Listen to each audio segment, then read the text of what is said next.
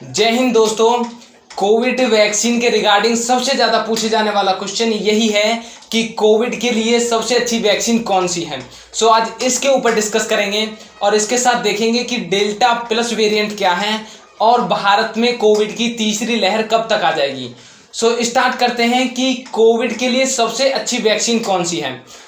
इस क्वेश्चन को सुनकर थोड़ा ऐसा लगता है कि मानो किसी भूखे व्यक्ति के आगे यदि खाने के रूप में दाल चावल रोटी सब्जी और पूरी सब्जी रख दी जाए और उससे पूछा जाए कि क्या खाना पसंद करोगे, तो उस टाइम पर वो आदमी जो है खाने की क्वालिटी को ना देखकर अपनी भूख को मिटाने पर पहले फोकस करेगा।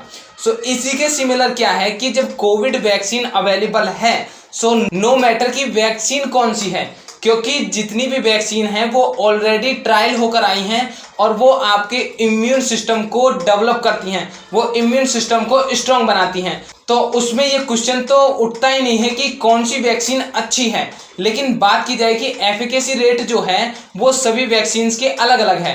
एफिकेसी रेट क्या होती है कि उनके प्रभावी करने की क्षमता, कि वो कितने ज़्यादा प्रभावी हैं कोविड के अगेंस्ट। यदि बात की जाए कि कोवैक्सीन की, जो कोवैक्सीन है भारत बायोटेक द्वारा डेवलप की गई है आईसीएमआर की सहायता से। आईसीएमआर क्या है कि Indian council of medical research जो है, जो इंडिया की ऑर्गेनाइजेशन है मेडिकल रिसर्च की। इसकी सहायता से भारत एंड बायोटेक द्वारा डेवलप की गई है कोवैक्सीन। यदि इसके एफिकेसी रेट की बात की जाए तो इसकी एफिकेसी रेट होती है 81%, यानी कि जैसे इसकी फर्स्ट डोज लगती है, फर्स्ट डोज के कम से कम 28 दिन बाद इसकी सेकंड डोज लगती है और फर्स्ट डोज से 42 दिन बाद, यानी कि सेकंड डोज से 14 दिन बाद इसकी एफिकेसी रेट जो है, इसकी प्रभावित करने की जो क्षमता है वो 81% है। वहीं अगर बात की जाए कोविशील्ड की, जो सेरम इंस्टीट्यूट पुणे द्वारा डेवलप की गई है ऑक्सफोर्ड यूनिवर्सिटी और एस्ट्राजेनेका द्वारा, इसके एफिकेसी रेट की बात करें तो इसकी एफिकेसी रेट होती है 79%, यानी कि इसकी फर्स्ट डोज लगने के कम से कम 84 दिन बाद इसकी सेकंड डोज लगती है। वहीं बात की जाए कि फर्स्ट डोज के 112 दिन बाद और सेकंड डोज के कम से कम 28 दिन बाद इसका क्या है कि इसकी एफिकेसी रेट जो है वो 79% होती है, यानी कि ये 79% इफेक्टिव होती है अगेंस्ट द कोविड। वहीं अगर बात करें स्पुतनिक भी, जो रसिया द्वारा डेवलप की गई है Gamaleya research institute of epidemiology and microbiology, ये इसके द्वारा डेवलप की गई है जो स्पुतनिक भी वैक्सीन है। यदि इसकी एफिकेसी रेट की बात करें तो इसकी एफिकेसी रेट होती है 91%। अब आपके माइंड में बैठे बैठे क्वेश्चन आ रहा होगा कि यहाँ तक तो ठीक है, अब एक बात बताओ कि इस वर्ल्ड में यदि हम एफिकेसी रेट की बात करें तो सबसे ज़्यादा कौन सी वैक्सीन की है, तो वो वैक्सीन है फाइजर बायोएनटेक।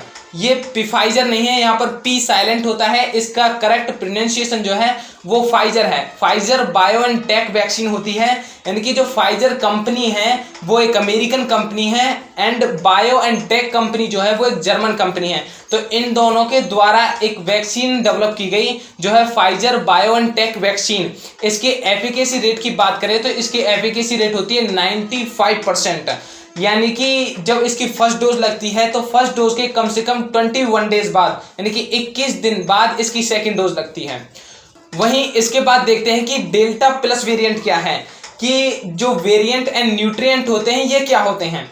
तो इसको देखते हैं कि मानो कोई रामलाल है और रामलाल की पत्नी का नाम है चंपा, और रामलाल और चंपा का एक लड़का है जिसका नाम है संतराम।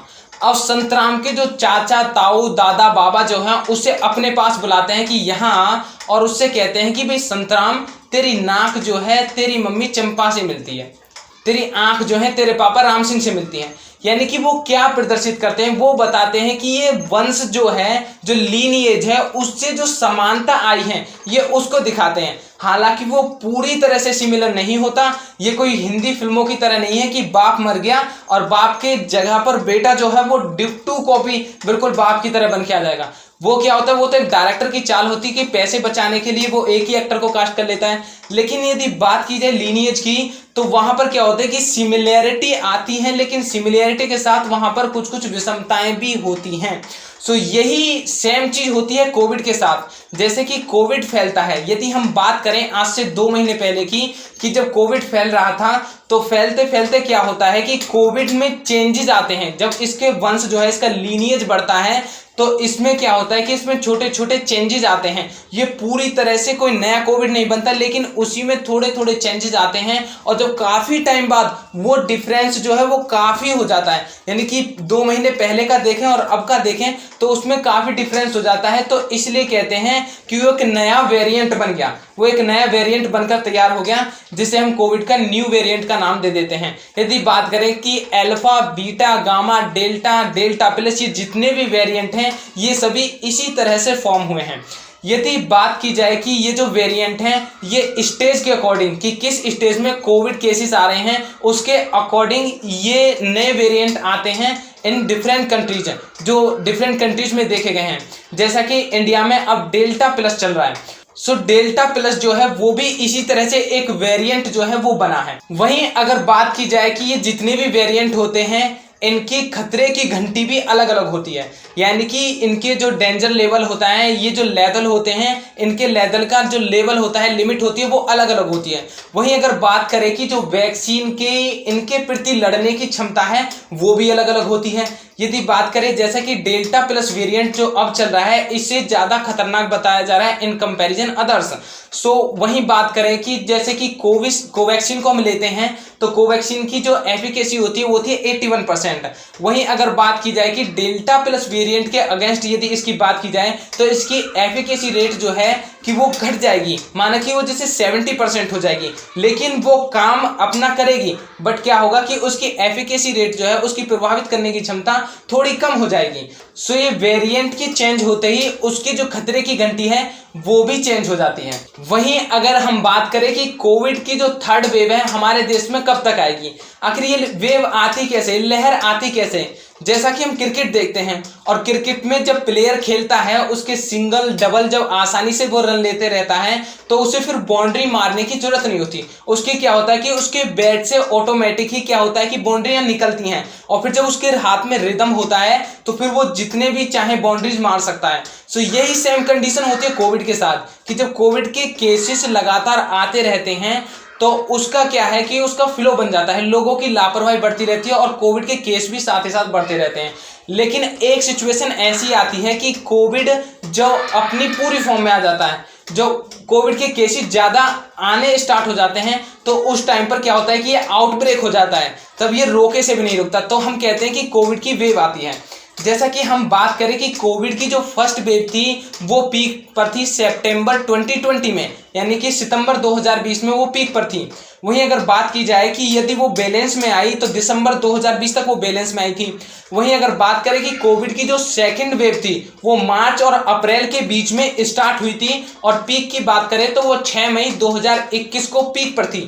यानी कि दिसंबर में जब बैलेंस हुई थी फर्स्ट वेव और मार्च से अप्रैल के बीच में स्टार्ट हुई थी सेकंड वेव, यानी कि दिसंबर से जनवरी, फरवरी, मार्च, यानी कि 3 महीने का अंतर है बीच में।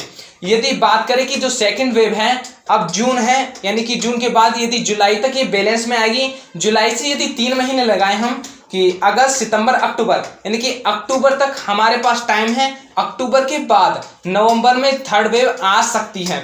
यदि बात की जाए कि डेल्टा प्लस वेरिएंट जो कि खतरनाक है, यानी कि इसके होते हुए जो है कोविड की थर्ड वेव जो है वो जल्दी भी आ सकती है। जैसा कि मैंने बताया कि थर्ड वेव जो होती है वो क्या है कि कोविड के केसेस जितनी रैपिडली इंक्रीज होते हैं तो वो दिखाता है कि कोविड की लहर है।